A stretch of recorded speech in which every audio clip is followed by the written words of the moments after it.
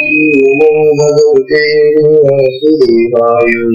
ओम नमो भगवते वासुदेवाय। ओम नमो भगवते वासुदेवाय। ओम नमो भगवते वासुदेवाय। ओम नमो भगवते वासुदेवाय। श्री सद्गुरुनाथ महाराज की जय।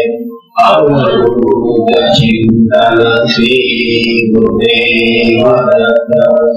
परम पूज्य श्री सद्गुरु स्वामी शिवों महाराज की जय।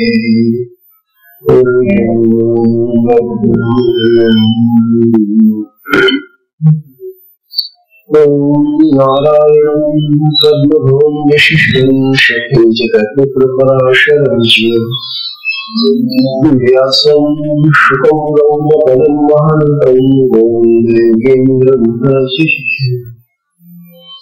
श्रीशंकराचार्यस्य प्रभुदानहस्तामनकं शिष्यं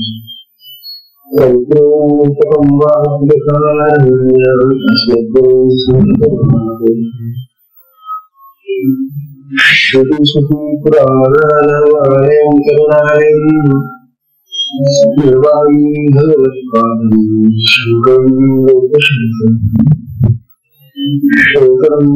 शंकराचार्यं केशवं बादरायणं सूत्रभाष्यकृतो वन्दे भगवन्तं पुनः नित्यं शुद्धं निराभासं निराकारं निरञ्जनं नित्यबोधं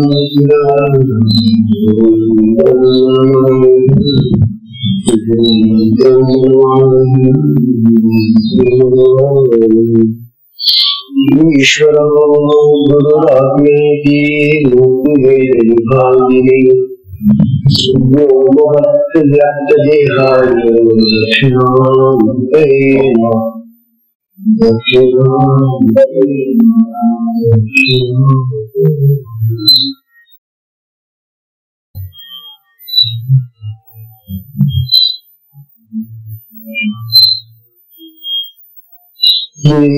सद्गुरुनाथ महाराज की जय। अवधूत चिंतन श्री गुरुदेव दत्त। परम पूज्य श्री सद्गुरु स्वामी शिवों महाराज की जय। परम पूजनीय श्री सद्गुरु स्वामी शिव सजी महाराज यांच्या असीम कृपाप्रसादाने हा कृपात मार्गाचा सिलसिला आहे। शक्तिपात मार्गातल्या अनेक वर्षांच्या विद्यार्थ्यांनंतर आता आपल्या साधनेने नव्या आणि जुन्या सद्गुरूंना येणाऱ्या विघ्नांचा विचार करलेला आहे।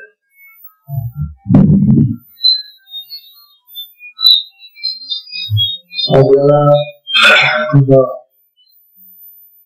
दीक्षा सद्गुरूंकडून प्राप्त झाली, आपली साधनाही सुरू झाली, परंतु ती साधना जर खंडित झाली,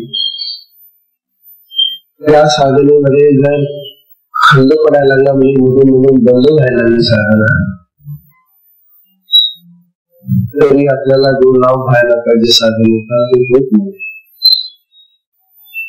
साधना अखंड व्हायला पाहिजे, तेव्हा ही साधना अखंड का होत नाही याचं कारण वेगळ्या प्रकारचे अर्थ आहे जीवनातले।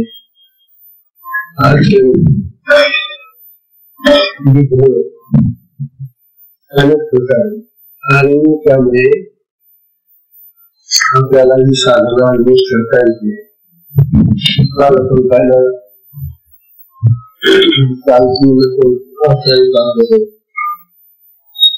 अनुसंधान राहित्य अनुसंधान म्हणजे सतत साधनेमध्ये लक्ष असणं, साधनेमध्ये आपल्याला बसावंसं वाटलं किंवा साधनेत बसल्यानंतर आपल्याला लक्ष लागत नाही, दुखावतो ती साधना करायची होत.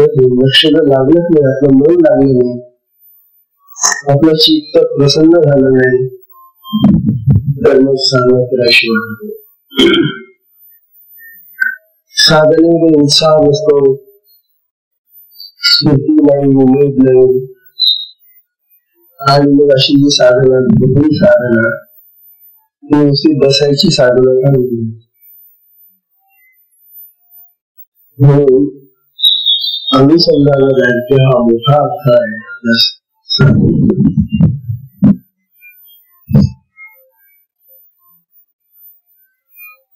हे लक्ष लागावं म्हणून काय करायला पाहिजे. लक्ष म्हणजे मन, चित्त. तर चित्ताचं हे जे चंचलत्व आलेलं आहे ते बंद व्हायला पाहिजे.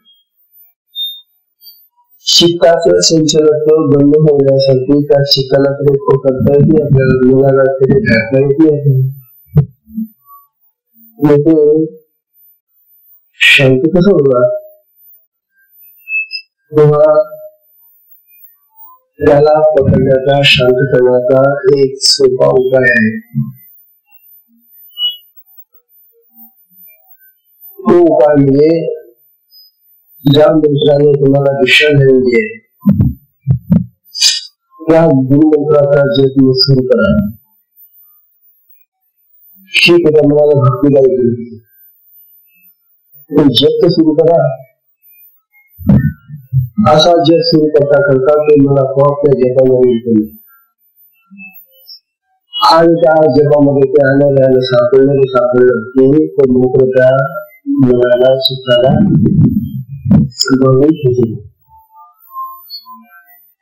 अशा प्रकारे अनुसंधान राहित्य हा जो आपला आपल्या जीवनातला साधनेतला तो घालवण्यासाठी जप फार मोठं साधन आपल्याला दिलेले आहे. जप करायला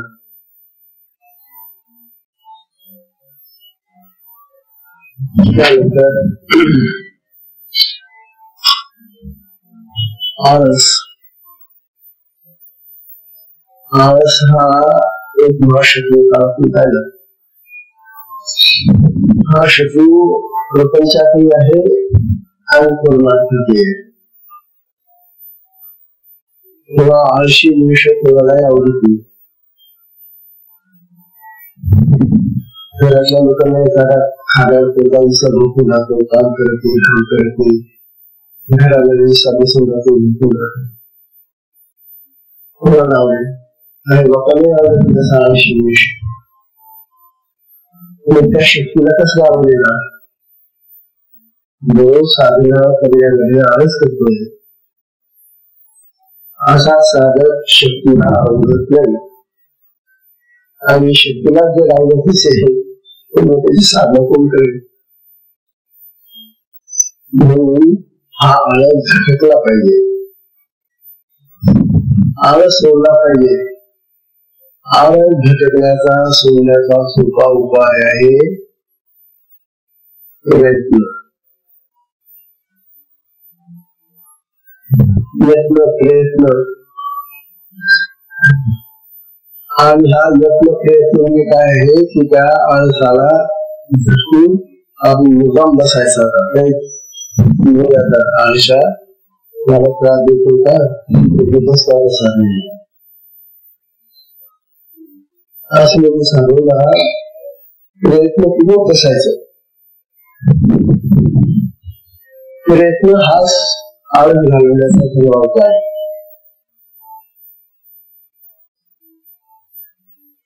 नास्ति विद्यमसमोगंधि उपायामुलाभ सिद्धि. नास्ति विद्यमसमोगंधि, विद्यम म्हणजे विद्यम प्रयत्न त्याचा सारखा बरोबरी नाही, सुखी नाही. तोच त्या आळसाला घालून आपल्याला ज्या वेळेला आपल्याला असं म्हणा की आता नाही करायची साधना गंजा केली त्यावेळेला तो पाहिजे आणि प्रयत्नपूर्वक बसायला पाहिजे, मुद्दाम बसायचं. अशा तऱ्हेनं आळस घालून बसणं हा आळस घालवण्याचा उपाय आहे. आळस जर आपल्यापेक्षा जोरदार असेल तर मी काय करेल, आपलं देह कमी करत असेल ना आळसाच्या पुढे मग काय करेल, मग आळसाला शिवणार हिचे आळस आपल्यापेक्षा काही जास्त होत आहे का, मग प्रयत्न जोरदार आहे मी का आळसाला होऊ देणार शिल्लक. अशा प्रकारचा हिंमत धरून आता प्रयत्न करा आणि मग वाढत करेल. अशा प्रकारे हे आळशी माणसाला आळशी साधकाला हा आळस नष्ट होतो. त्यानंतर भोग लालसा हे काम आपलं आहे.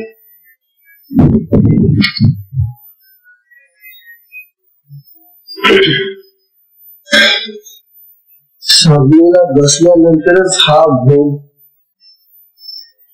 निर्माण होतो. भोग म्हणजे काहीतरी खाणं पिणं, काहीतरी क्रिया पाहण्याची तरी क्रिया होईल. अरे आपल्याला टीव्हीवर आम्ही दाखवणार नाही का, त्यावेळेला आठवण येते आता काय करावं, आता साधना करावी का टीव्ही लावावं, काय करावं.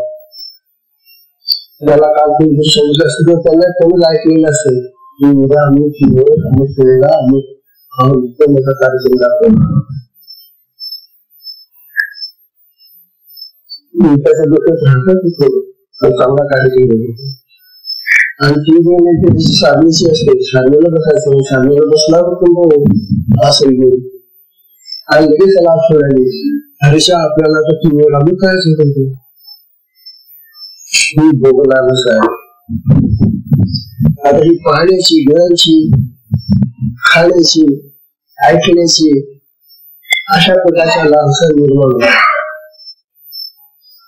या लालसांना लागू दाखवून त्यांनी आपल्याला साधनेतून जर परावृत्त सोडलं तर आपण कमजोर होऊन जातो. भोग लालसा ही माणसाला कमकुवत बनवणारी एक प्रबळ अशी लालसा म्हणजे काय आहे, भोगाचा अभ्यास, इच्छा. म्हणून अशा इच्छेच्या आधी होऊ नये. समजा जरी आपल्याला त्यावेळेला अमुक करायचं वाटलं, महत्वाचं काम ठेवून दिलं, आपल्या पेटीला कुलूप लावायचं ठेवून दिलं, आता काय करायचं, पैसे शोधले गेलेले, अशा अनेक गोष्टी येत्या आपल्या. म्हणून कितीही महत्वाच्या त्या गोष्टी असल्या एकदा का त्या भोग लालसेला आपण बोलू अनेक पद्धतीने आपल्याला आपल्या साधनेतून उठवतो. म्हणून एकदा साधनेला बसल्यानंतर बाकीचे सगळे विचार करायला पाहिजे. इंद्रियांचा कोणताही भोग घ्यायचा नाही.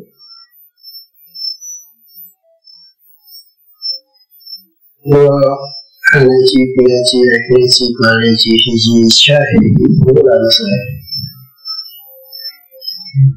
अशा वेळेला मनाला आवडायचं म्हणजे तुला मंत्र सुरू करायचं. आपल्याजवळ दुसरं काही हाताळच नाही आता त्याला. म्हणून आपल्याला जो मंत्र दिलेला आहे त्या मंत्राचा जो सुरू करायचा हा मंत्र जो सुरू होताच ती लालसा विषय होतो. एकदा कधी लालसेला बळी पडला की ती लालसा अनेक प्रकाराने निर्माण होत राहते.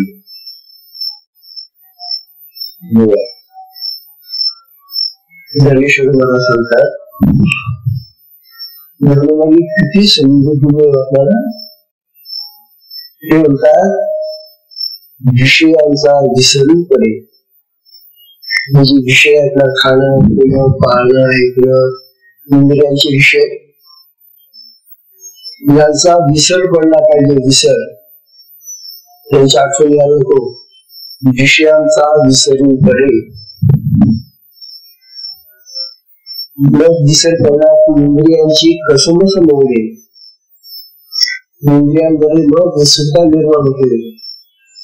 कसमस मोडे. त्या इंद्रियांचं हे जे विषयाकडे धावणं आहे ना ते बंद व्हायला पाहिजे. बोललं पाहिजे ते त्यांचं संबंध. सारे इंद्रियांनी बस झाला त्यांची जो पाहिलं खाल्लं ऐकलं केलं ना तुला साधनेत लगेच कष्ट तुला पाहिजे. म्हणून इंद्रियांची कसमस मोडे. विषयांचा विसर पडे. इंद्रियांची कसमस मोडे. घडी घडे. बघा मनाची घडी घडी. मनाची घडी घडे. मनाची घडी कुठे ठेवायची काय करू हृदया माझी. मनाची घडी घडे हृदया माझी. तेव्हा त्या मनाला त्याची घडी करा आणि त्याला सांगा की आता तू मला कुठे आठवण देऊ नको. चुकला नाही तर तुला कोणून टाकतो. अशा प्रकारे मनाला हे धडा शिकवला पाहिजे. मंगलानुसा हा आपल्या जीवनातला साधनेतला हा मोठा अर्थ आहे. त्यानंतर दुसरा अर्थ आहे लय. आपला लय लागत नाही. जसा एखादा गायला बसतो त्याचा सूर काही लागत नाही.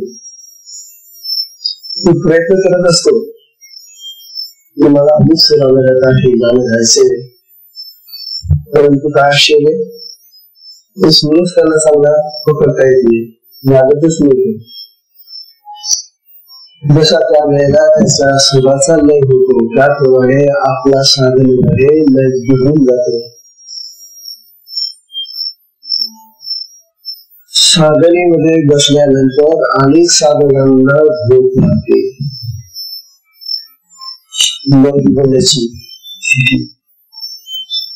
मी तर अशी साधक राहिलेले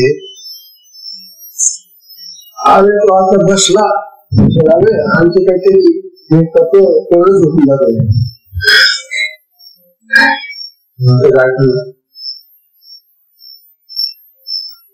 आणि मग तेव्हा उठतो सगळ्यांची साधनं झाली मोठ्या हाताला जाग येते. सगळे उठून गेलेले नशीब का साधनेला म्हणजे त्याचा सगळा वेळ साधनेचा झोपेमध्ये गेलेला. झोपेने त्याचा साधनेचा वेळ खाऊन टाकला. साधना कशी होणार आणि झोपेला तुला एवढी रात्र येणार झोपणार. साधनेच्या समयाला कशी वाजवणार झोपली त्यावेळेला त्याच्या सगळ्या क्रिया हळूहळू बंद झोप अशी स्थिती ना तेव्हा त्याच्या क्रिया बंद व्हायला लागल्या. डोळे मिटायला लागले आणि त्याला झोप. तेव्हा शरीर जे बसलेले आहे ना ते आडवं व्हायला लागतं. बघा ही झोप कशी विचित्र आहे. झोपेला असं बसून चालत नाही. करून घे ना बसून झोप घे किंवा उभा राहून झोप घे.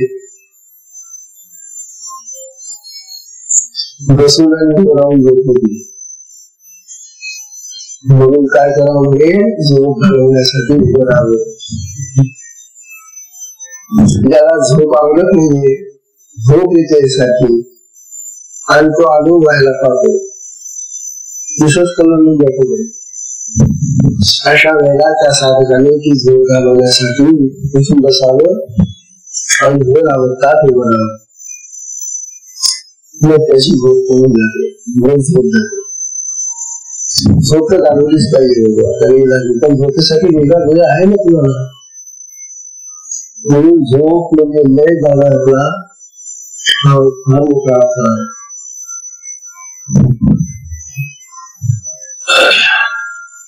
बरं असंही काय नाही किंवा झोप झाल्यानंतर मग पुन्हा त्याला साधन करा असं सगळ्यांची साधना संपलेली असते. तुम्ही करायला त्याला साधन होत अशा तऱ्हेनं हा लय म्हणजे झोपेचा प्रकार आहे. शास्त्र असं सांगतं की ज्याचा लय हरवला त्याची संग त्याचा संग बुडाला. आपल्याला संग कोणाचा पाहिजे हे शक्तीचा आत्म्याशी. तर लय ज्याचा हरवला, लय ज्याला लागला नाही साधनेमध्ये, त्याला आनंदाचा ठेवा लाभला. म्हणून आपल्याला साधनेमध्ये आनंद वाटलाच पाहिजे. आनंदाचा तो भाग आहे, आनंदाचे होत आहे, तो आनंद आपल्याला घेता आलाच पाहिजे. म्हणून साधनेचा वेळ साधनेमध्येच जायला पाहिजे. साधने व्यतिरिक्त कुठल्याही प्रकारच्या क्रिया किंवा कुठल्या प्रकारचा अडथळा येता कामा नये. अशा प्रकारे लय हा जो अर्थ आहे तो उभं राहून झाला होता. त्यानंतर तम नावाचा दुसरा अर्थ आहे तमसपणा किंवा मंदपणा. तम म्हणजे अंधार.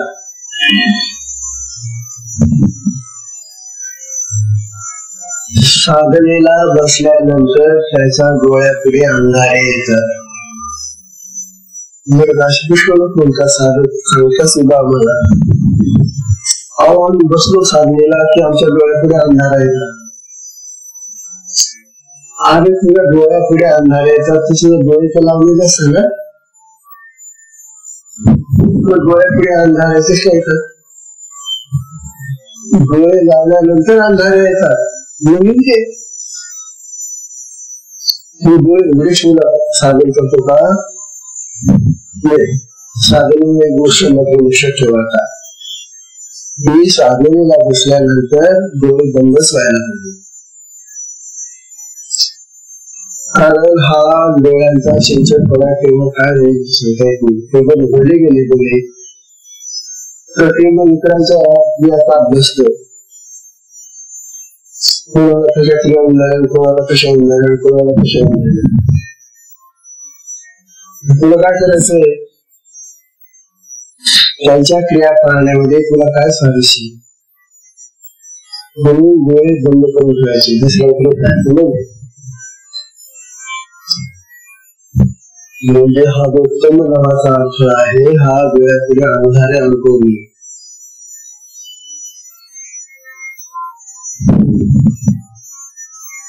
डोळ्यापुढे अंधारा आल्यामुळे किंवा माझा मंत्र जर सुटून जातो, मला मंत्र पण घेता येत नाही.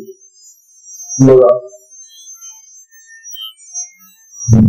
क्रिया होत नाही ग, जे काही होती क्रिया होती काहीच होत नाही. सगळा अंधार डोळ्यापुढे,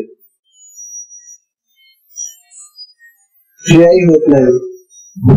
मग नुसतं किती वेळ बसून जायचं असं? काहीच होत नाही. डोळ्याला अंधार येतात, क्रिया होत नाही, झोप होत नाही, काहीच होत नाही. मग नुसतं किती वेळ बसून जायचं?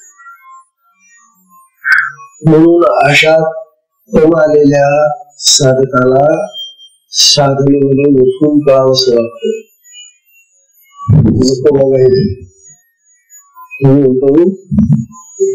त्याची वाट पाहतो. तो उठलं का आपल्या, तो उठलं का? इकडे तिकडे पाहत असतो तेव्हा फार मोठा अर्थ आहे. साधने म्हणून तो आपल्याला पाहतो. आपल्याला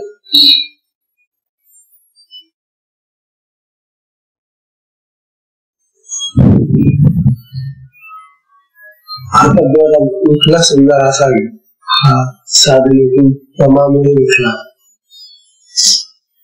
तर मग हा मनामध्ये निर्माण झालेला आहे, अर्थ आहे. आणि आता हा जो उठला समजा, हा जे काही दुसरं काही काम करेल ना ते बी होऊन करेल. पण मग जर तुमचं ठिकाणावर असलं तर ते काम चांगलं होईल. आणि तुमचं मन जर अंधार असेल, मला थोडासा अंधार येते, तुमचं काही काम करायला गेला तू काम नीट होईल का तुमचं. मला एखादं सांगितलं होतं, महाराज मला काय होतं, अंधार येत होत्या, म्हणून उठलो,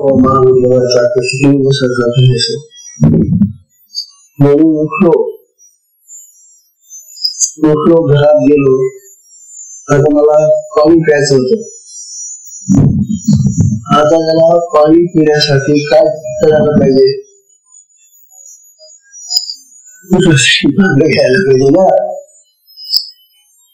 त्याच्या का विकारामध्ये तो पातेलं घेतो. अरे भांड गेलं, पाणी प्यायसाठी ग्लास घे, वाटिका घेतली, मटक्यामध्ये जायला पाहिजे ना. तो म्हणजे माझ्या हातामध्ये मोहन आलं, मग ते पुढे जात त्याच्यामुळे जाईच ना त्या मटक्यामध्ये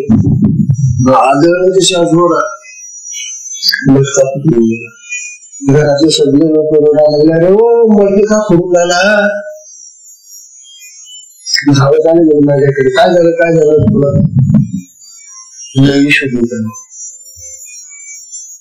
मला सांगायचं हे की जो अशा तमोगुणाने बाहेर जातो साधनेतून, जे जे काही करेल तिथं असं घोटाळा करून ठेवतो.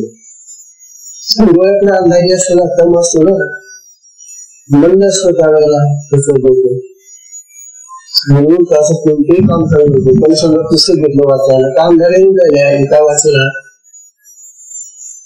म्हणून हा तम नावाचा जो विचार आहे हा फार मोठा विचार आहे. तो त्याला साधनही करू देत नाही, आणि बाहेरची त्याची जी काही घरातली प्रापंचिक कामं असतील ती पण सांगून देत नाही.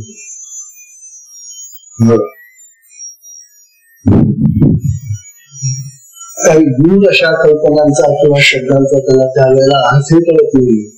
सुंदर भूषण त्याने काही वाचायला किंवा सूत्र घेतलं पाठ करायला, पण कुठे येतं त्याला. पहिली ओळ वाचली गेली, चौथी ओळ वाचतो तो, मला 2 ओळ काय कसं काय सुरुवातीला तो अर्थ लागेल. तात्पर्य असं की ब्रह्म असलेल्या साधकाच्या स्थितीमध्ये तो जो साधनही करू शकत नाही, तर प्रपंचातला कुठलाही व्यवहार त्याच्यातून चांगला होऊ शकत नाही.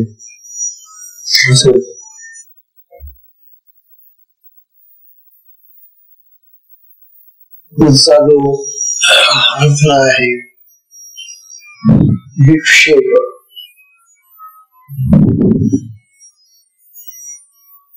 विक्षेप म्हणजे साधनेला बसल्यानंतर अनेक प्रकारच्या इच्छा, वासना, कामना निर्माण होते.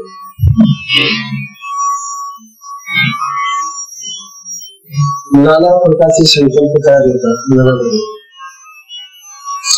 अरे आता तू साधनेला बसलाय बाबा, असं बसलेले साधना करायला बसलाय तू, अशा वेळेला तू बाहेरचे विचार, संकल्प, कामना, इच्छा ही वेळ नाहीये. साधनेच्या वेळेला साधनाच व्हायला पाहिजे. आणि कुठल्याही प्रकारचे असे संकल्प, विकल्प हा मला इच्छा वासना निर्वळ कामाने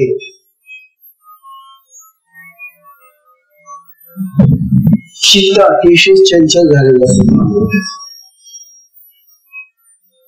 आणि ही चित्ताची चंचलता त्याला खूप भटकवते. पैशाचे विचार, संसाराचे विचार, एखाद्या गावाला गेलेला असला तर त्या गावाच्या आठवणी काय नाना प्रकार येते. तो सगळं ते स्मरणाचं गाठोडून उघडते. आतापर्यंत त्याला जी स्मरण आहे ती सगळी स्मरण त्याला या वेळेला निवडून आठवतात. आता त्या दिवशी जर तो आठवायला लागला तर साधनक्षी होणार. म्हणून विक्षेप हा जो विकार आहे हा साधनेमध्ये आपल्याला साधनेला अनुकूल नाही, प्रतिकूल आहे. साधनेमध्ये ते चित्त लागतच नाही, लक्षच लागत नाही. मला काय करू, मी पुष्कळ प्रयत्न करतो. काय करतो प्रयत्न एवढाच केला आहे की आसन घेतलं बसला, काय करू लागलं अवघड माझं लक्ष लागत नाही. साधने किंवा साधनेमध्ये लक्ष नाही लागलं आणि अनेक प्रकारची स्मरण होऊन त्यावेळेला बाहेरची मग त्या विचारांच्या तरंगामध्येच तो घुमत असतो. ही साधना बाजूला होऊन जाते. अशा वेळेला मला मंत्र जप हाच आपल्याजवळ सर्वांत आहे. चित्त आणि मनाची चंचलता घालवण्यासाठी मंत्र जपाचाच उपयोग केला पाहिजे. तो मंत्र जर तुम्ही मोठ्याने होणार म्हणा चालला तेव्हा मंत्र जपाने तो आपोआप ते चित्त ते मन आपोआप ठिकाणावर येतो. तेव्हा विक्षेपाने साधनेबद्दल आवड कमी होत जाते. त्याला बाह्य जगाच्या स्मरणांनी बाह्य जगाच्या गोष्टी आठवतात आणि त्यात गोड वाटतात. तो साधनेमध्ये मनोराज्य करतो. बघा मनोराज्य माहिती का? स्वप्नामध्ये स्वप्नाचं राज्य असतं आणि जागेपणी मनोराज्य असतं. मनोराज्य म्हणजे जे आपल्याला मिळालं नाही ते आपल्याला प्राप्त होऊन जायला. आपण राजा होऊन झालो, प्रधान होऊन झालो, मंत्री होऊन झालो, आपण कोणतरी होऊन राहिलो असा खोटा भास निर्माण होतो. याला मनोराज्य म्हणतात. आपली स्थिती वेगळी आहे आणि आपल्याला कल्पना सुचत असतात त्यावेळेला त्याला मनोरथ असं म्हणतात. तेव्हा साधनेमध्ये मनोरथ मुळीच यायला मिळतो. असा मनोरथ जर उभा राहिला तुमचा लोक काही चांगला दिसत नाही. साधना दुसरीकडे राहून जाईल आणि तुमचा दुसरीकडे कुठेतरी गडबडी. म्हणून साधकाने त्यावेळेला असल्या ज्या स्मरणाच्या गोष्टी आहेत बाहेरच्या त्या बघत राहिल्या.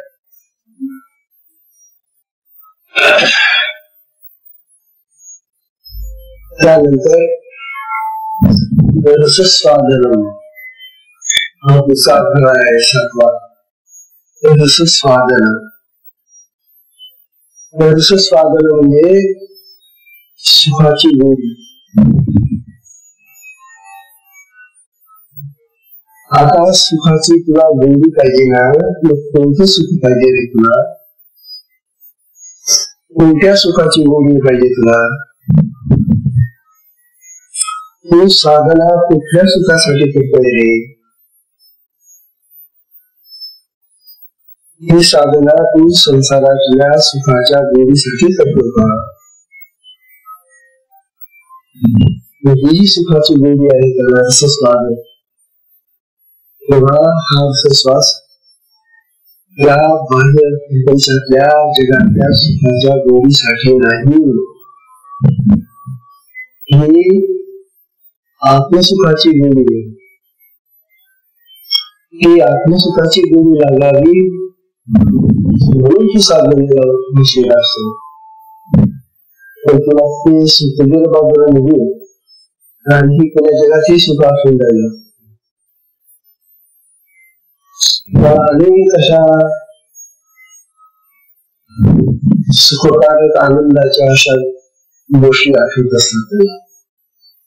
काय आपला वाढदिवस किती छान झाला, आपल्या वाढदिवसाच्या दिवशी काय कपडे घेतले आपल्याला, काय आता असा एखादा कुठला तरी समारंभ त्याच्या जीवनात झालेला असतो. आणखी अनेक असे प्रकार झालेले असतात त्याच्या जीवनामध्ये. त्याच आनंदाच्या आठवणी त्याला येत असतात. नाही रे आले ते होऊन गेलेले त्याच्या आठवणी काढू नको तेव्हा. तू आता ज्या आनंदाच्या क्रिया होत आहेत ना, त्या क्रियांचा तरी स्वाद घे. त्या क्रियांमध्ये तरी दंग होऊन जा. आणि या क्रिया ज्या आत्मस्वरूपाकडे नेण्यासाठी मिळालेल्या आहेत, तुझी शक्ती मिळालेली आहे, हे बघ, ते सुख वेगळं आहे. ते सुख तुला अजून प्राप्त झालेलं नाही. तेव्हा त्या सुखाची इच्छेनं तू आता क्रिया करून राहिलेला आहे आणि त्या क्रियाचा आनंद घेणार. तेव्हा मनुष्याला आनंद हवा हे ठीक आहे, पण कुठला आनंद हवा? संसाराचा आनंद, मागे जीवनातल्या सुखाचा भोगाचा आनंद, साधने बरे कोण वेगवेगळं आणि शक्ती तर मी तुला देणार होते. म्हणून जसं स्वादन ही जी गोष्ट आहे ती आत्मसुखाच्या स्वादासाठी आहे. शक्ती तुमच्या अंतःकरणातलं सगळं जे मन आहे, स्वच्छ करून राहिलेली आणि मग तुला ते स्वच्छ असं अंतःकरण आल्यानंतर जे सुख प्राप्त होईल ते वेगळं असेल नाही. तेव्हा मनाला शक्तीनं या ठिकाणी थांबून ठेवलं असतं. मनाला या अशा प्रकारच्या गोष्टी करू देत नाही की म्हणतो आता माझं राज्य मी घेतलेल्या या शरीराचा ताबा आणि मी माझ्या इच्छेने आता या सगळ्या क्रिया घेऊन आणतोय. किंवा हे मला, हे चित्ता, हे बुद्धी, हे भगवान, अशा तऱ्हेने शक्तीच्या ताब्यात आपलं मन, चित्त, बुद्धी वगैरे घ्यायला पाहिजे.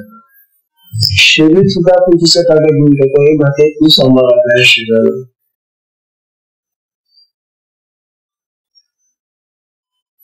अशा प्रकारे शक्ती खूप सांभाळते आपल्याला. आमच्या एका साधकाने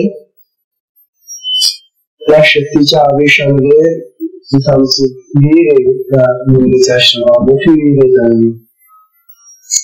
त्या विहिरीमध्ये उडी घेतली. तो पळाला बाहेर, आपलं काही खून काढून त्याला गेला. तो पळाला त्या आवेशामध्ये गेला तो एकदम त्या विहिरीमध्ये उडी टाकून. आता काय करणार? विहिरीमध्ये उडी टाकल्याबरोबर आवडला पुरा.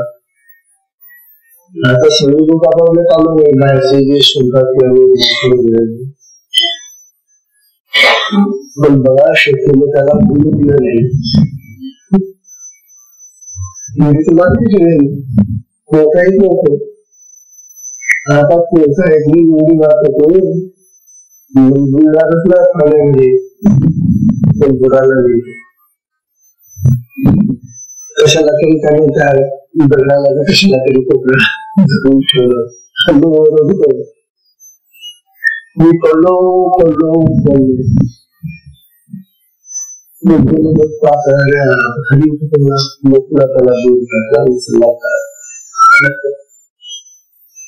असे हे शक्तीचे आवेश होतात ठेवलेला. ही शक्ती तारखे बदल एवढं खरं. विश्वकथा आहे त्या सांगण्याचे तर तेव्हा शक्ती मनाच्या अधीन कधीच होत नाही, बुद्धीच्या अधीन कधीच राहते. त्या मन बुद्धी शिकताना ती आपल्या अधीन करून ठेवते आणि आपल्या इच्छेप्रमाणे वागवते त्यांना. म्हणून शक्यतो हे जे रसस्वादन आहे ते रसस्वादन घेण्याची इच्छा ती होते त्या मनाला.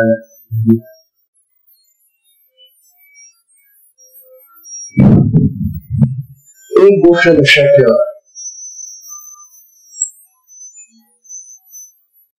रसस्वादनाने साधनेची तीव्रता कमी होऊन जाते.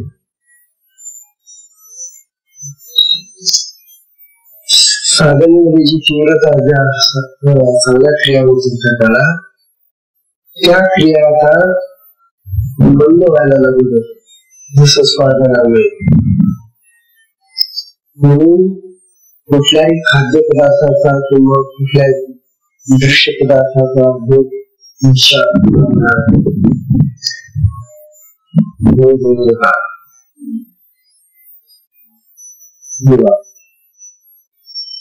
साधनेतील उन्नती रसस्वादनाने रोखली जाते, तिची गती कमी होईल.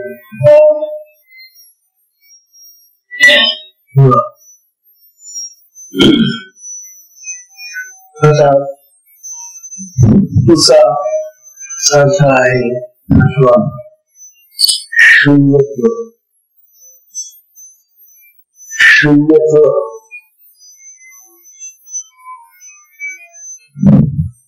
एखादा साधक साधनेला बसतो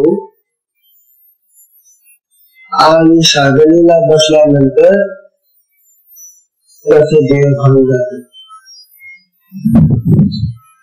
मोठे निर्माण होते. त्याला आता तेच आठवत नाही की कुठे बसलेलं आहे, कशासाठी बसलेलं आहे, काय करतोय, काय करायचं आहे. ही जी स्थिती आहे खरं म्हणजे तशी पाहिलं तर साधनेची चांगली उंची अवस्था आहे, परंतु ती अवस्था याची आहे खरी. प्रारंभी कशी स्थिती यायची तर असा पोकळपणा तयार होऊन जातो. याला विभ्रम म्हणतात. भ्रम आणि विभ्रम असे विभ्रम तयार होतात. डोक्यामध्ये काय ना काहीतरी असं काहीतरी तयार होऊन जातं आणि त्याला तेच कळत नाही तुम्ही कोण आहे, कुठे आहे, कसं आहे, काय करतोय, कशासाठी बसलेले आहे. कसं काय साधना अशी पोकळी तयार होते. याला शून्यत्व म्हणतात. काही वेळेला विनाकारण त्याला असा भास होतो की मला समाधी लागली आणि मग तो त्या साधने पोहोचल्यानंतर सांगत होतो लोकांना बरे आज मला समाधी लागली. अरे काल परवा तू दिशा घेतली, तुला काय समाधी लागून गेली.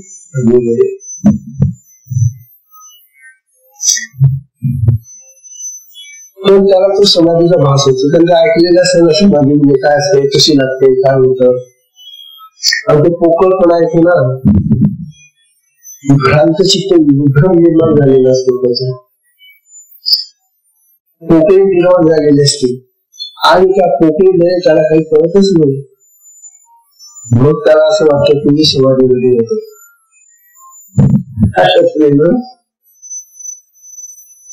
जी स्थिती अजून कितीतरी लांब आहे त्या स्थितीचा मला अनुभव आल्यासाठी गर्वाने लोकांना सांगत. असं जर व्हायला लागलं तर काही दिवसांनी तो म्हणून मी ब्रह्मज्ञानी असे म्हणून जातो. म्हणून ह्या गोष्टी ज्या आहेत या शून्यताच्या गोष्टी आहेत.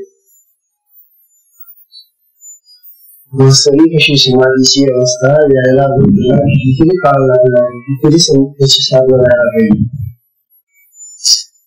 शून्यपणाचा हा एक अनुभव असतो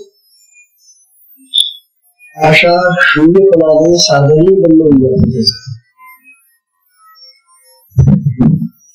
साधक केवळ भासमान स्थितीत बसून जातो, बस काहीच कळत नाही त्याला. मी कुठे बसलोय, काय बसलोय, कसा बसलोय, कशासाठी बसलोय. ही जी अशी अवस्था आहे ही शून्यत्वाची अवस्था आहे. ही अवस्था कशामुळे का निर्माण झाली हे त्याचं पूर्ण प्रारंभ आहे. पूर्वी जन्मातलं काहीतरी आत्मा त्याला असा मोकळपणा त्याला निर्माण होतो. परंतु शक्तीची साधना घेतल्यानंतर हा मोकळपणा शक्ती राहून देखील जरी एखाद्या वेळेला आला असा तरी हा मोकळपणा सुद्धा शक्ती काढून करते. तरी शक्तीला आता हे सगळे अर्थ भेटायचे बाजूला. म्हणून शक्तीची उपासना, शक्तीची आराधना, शक्तीची स्तोत्र कमी होणार पाहिजे.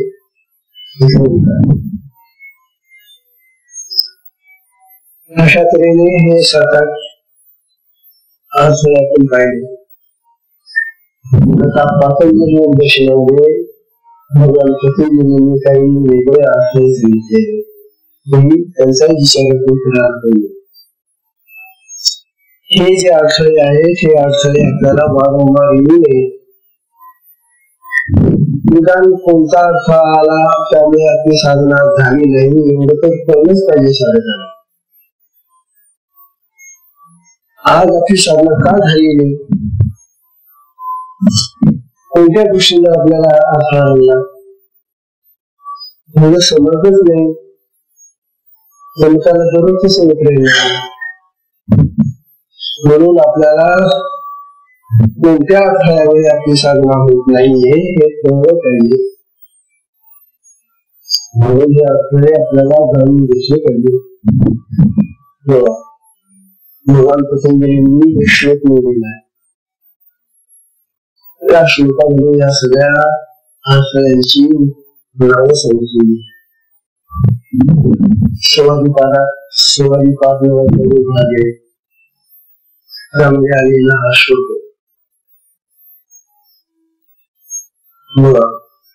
व्याधी व्याधिस्त्यान ज्ञान संशय प्रमाद आलस्य विरति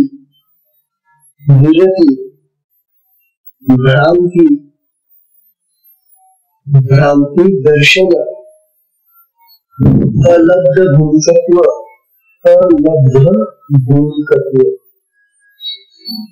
अनवस्थितत्व अनिश्चित विक्षेपास्ते अंतरायाः अनिश्चित विक्षेपो से अंतरायाः. तेरा श्लोकामध्ये भगवान पतंजली एका सूत्रामध्ये सगळ्या अडथळ्यांचे वर्णन करून आपल्याला सांगितले. हे प्रत्येक अडचणी कशी असतात ते उद्याला आपण करू. शिक्षणाची वेळ झालेली आहे. शिक्षणाला विषय मिळेल. हा विषय जरी आपला पूर्वीच्या ग्रंथामध्ये झालेला होता तथापि आपला हा साधनेच्या दृष्टीने अतिशय महत्वाचा विषय असल्यामुळे तो आपण पुन्हा घेतलो. उद्याला हा दर्शनातील हा समाधी श्लोक आहे त्याचा विचार करू आपण. आजच्या सत्संगाला विश्रांती देऊया आपण. हरि ओम तत्सत.